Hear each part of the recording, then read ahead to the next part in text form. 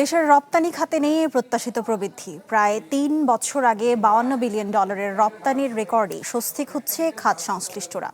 সাথে এলডিসি উত্তরণের চাপ, সব মিলিয়ে রপ্তানি বাজারে পণ্যের বৈচিত্র্যকরণ, শুল্ক নীতির সংস্কার ও মুক্ত বাণিজ্য চুক্তির উপর জোর দিলেন সংশ্লিষ্টরা।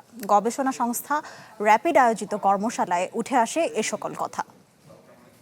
নগদ নিয়ে এলো হার না মানা হার অফার। সর্বনিম্ন 10,000 টাকা রেমিটেন্স নগদে পাঠালে থাকছে স্বর্ণের হার জেতার সুযোগ। রপ্তানি নিয়ে স্বস্তির খবর এখন তেমন আর নেই।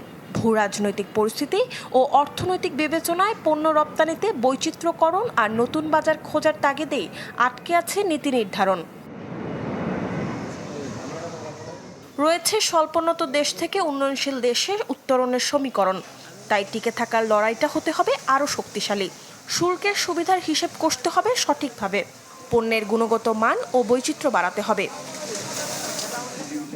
তাই তো খাত সংশ্লিষ্টদের দাবি, এ সময় জোর দিতে হবে বিদেশি বিনিয়োগ আকর্ষণেও।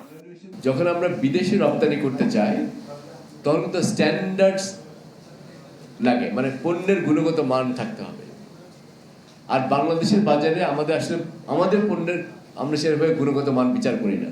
বাংলাদেশের অভ্যন্তরীণ বাজারে আমরা চাইলে যে কোনো পণ্য বিক্রি করতে পারি। তো সুতরাং এটাও একটা রপ্তানি বৈচিত্র্যকরণের ক্ষেত্রে একটা বাধা তৈরি করেছে। এলডিসি থেকে উত্তরণে নীতি কাঠামো সংস্কারের দিকে বাড়ানো হচ্ছে নজর। আর চ্যালেঞ্জ মোকাবেলায় সরকারের প্রস্তুতি নিয়ে স্তুতি গাইলেন তথ্য ও সম্প্রচার মন্ত্রী।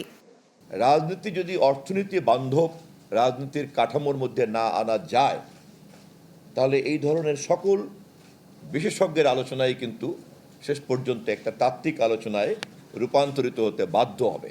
রপ্তানিকে অগ্রাধিকার দিয়েই আমাদের অর্থনীতিকে সাজাতে হবে।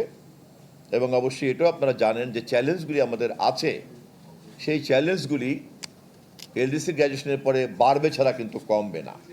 খাত সংশ্লিষ্টদের মত, অভ্যন্তরীণ দুর্বলতা কাটিয়ে টেকসই অর্থনৈতিক প্রবৃদ্ধি এখন সময়ের দাবি। মরিয়ম আজিজ মৌরিন, চ্যানেল 24, ঢাকা।